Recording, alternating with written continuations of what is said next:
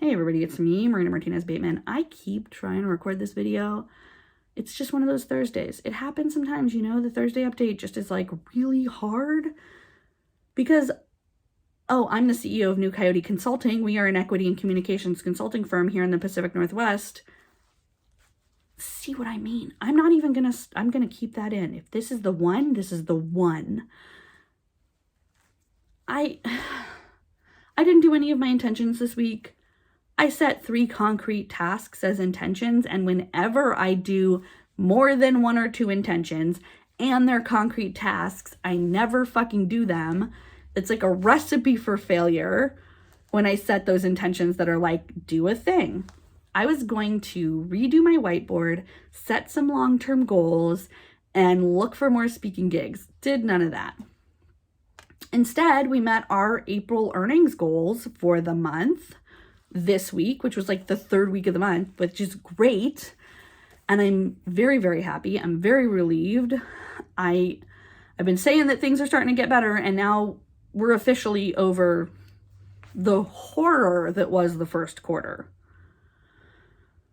So that's great. I also spent a lot of time in this big storming process about getting speaking gigs. I've been talking to a lot of people about it, so if you are one of the people I've talked about it with, thank you so much. Everyone's feedback has been super valuable, even if it doesn't really seem like I'm acting on that feedback, even if I will never act on that feedback. Just knowing someone else's perspective about this has been really valuable, especially people who are already in the field of speaking and training and getting paid to speak and train. That is very valuable. I also have been having a lot of big feelings about it.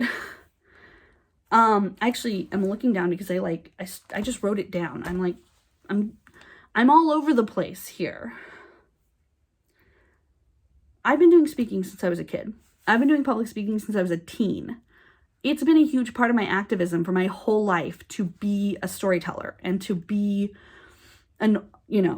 a trainer, a teacher, etc. I mean, that's one of the reasons why I do these videos, is because I think it's really important to share out data, One of the reasons why I was able to do the things that I've wanted to do in my life to the extent that I've been able to do them is because of other people who were like me in some way and found a path to do what they want. They come from a similar place that I come from. They have similar struggles to me, etc., or circumstances or whatever. And they told me how they got from here to there, how they got from where I was to where they were. And that was just super valuable. I talk frequently about how I grew up in this just really scarce and scary place. And a lot of the messaging that I got growing up is that someone like me was not supposed to succeed in the places I wanted to succeed. That I was not supposed to be a person who got good grades. That I was not supposed to be the kind of person who was smart, who had knowledge, who helped other people with their knowledge. That was not who I was supposed to be. I definitely, when I went to college, didn't get a lot of support from my family. I did get a lot of support, like moral support, from my friends and my community, but most people I knew had not gone to college, or if they did, they went to a trade school, or if they didn't go to a trade school, they went very late in life for a job that they'd already had and had been told that if they wanted to advance, they needed to go back to college. Those were the people I knew. Very good, amazing, wonderful people, very valuable, but also no one really knew what it was like to go to college as an 18-year-old. No one really knew what it was like to study English, for example, which is what I studied, and I'm very grateful that I got that degree. But I was going into a place that was extremely unknown to me. And then later on, when I wanted a professional career, it was very much the same. I was going into a place that was unknown for me. And all this entire time I was doing public speaking stuff as a part of activism. I was doing public speaking stuff as a part of my volunteerism.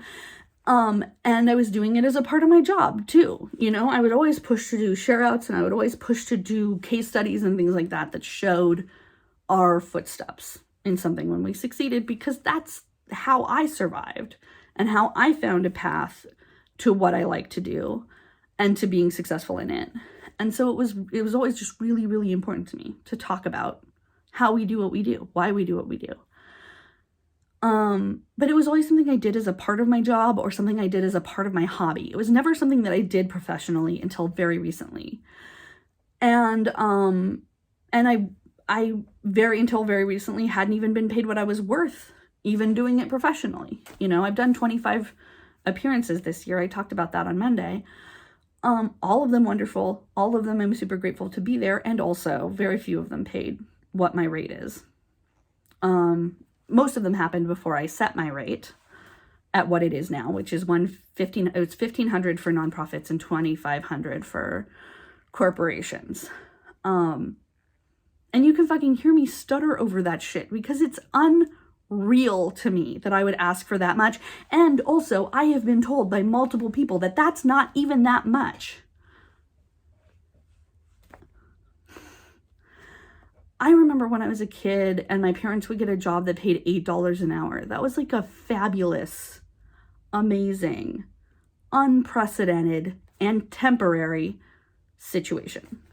Because that kind of money doesn't just come to you. And now here I am in a space where that is not my life at all.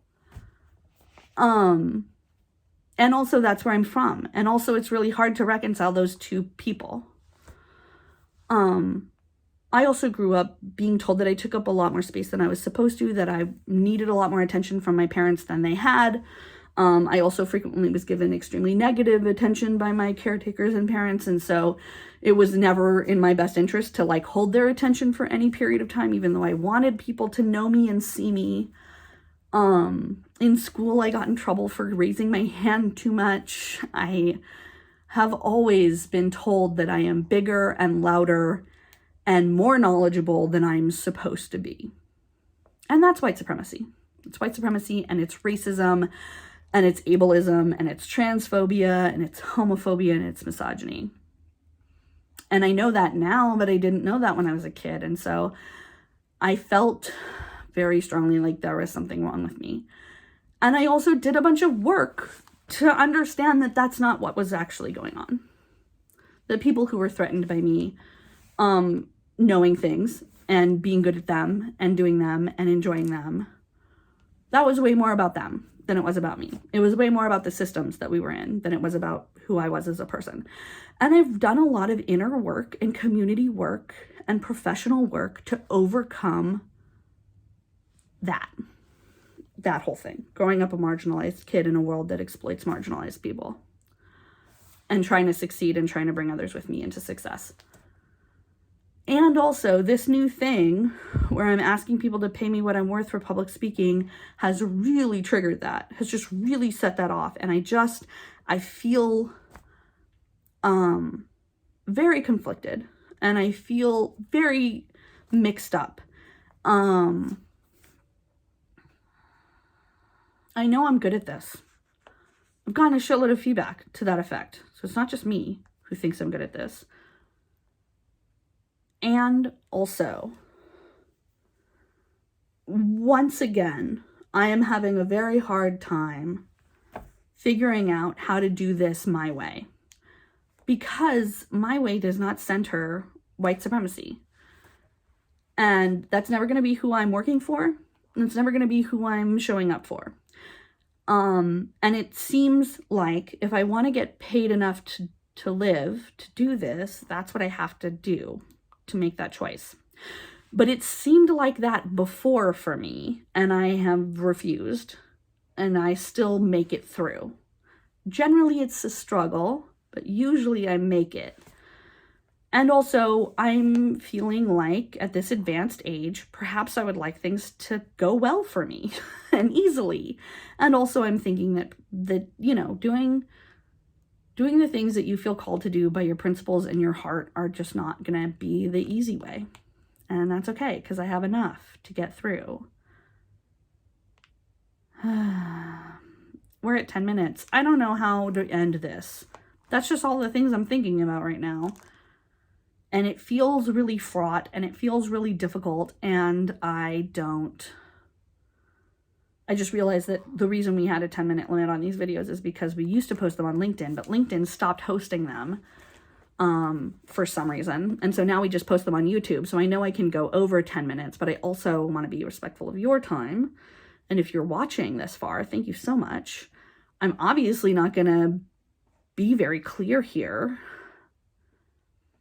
but I feel very pulled. I feel very pulled by a lot of really reasonable and good advice to cater to a white male leadership in my trainings. And I also know that that's something that I am not capable of. And that if I were to make myself do it, it would just, I wouldn't even be good at it. I do this thing. I center people like me in my trainings, in my talks, in my work. And that's what I do. And that's what I always do. And sometimes it gets me in trouble, but more often than not, I succeed in what my goals are, which is to get people like me, people of color, people who are queer, people who are disabled, into the room so that we can succeed.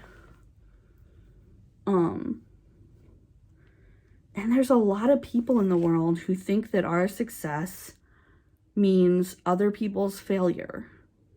And that's not true. It's never been true. It's never going to be true.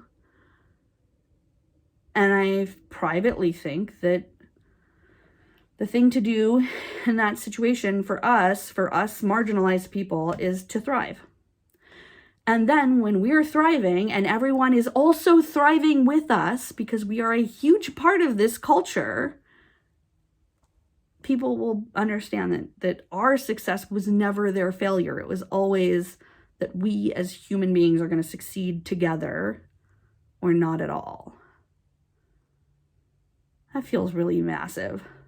But that's what I have to say about that. And I don't understand how to make that get me jobs as a trainer so that we can live a life with like the luxuries of being able to pay for our dog's vet bill. How do you do that? I don't know. I don't know anybody who knows. I've been asking a lot of people, and I feel like there's this dichotomy that either I change my trainings to center white people, or I continue to do things my way and continue to struggle. And if I have to pick one, I'm going to pick doing things my way. But I've been here before, and I don't think the answer is a binary. I think that I can do this. And I'm just not seeing it. I'm not seeing how yet. I'm not seeing the path yet. And I also am realizing that I don't have to do it all alone, which is another reason why I make these videos, is because I'm not alone when I'm talking to you guys and gals and non-binary pals. That's the end of the video. It's a fucking super long one, and it's a weird one this week. See you on Monday. Have a weekend.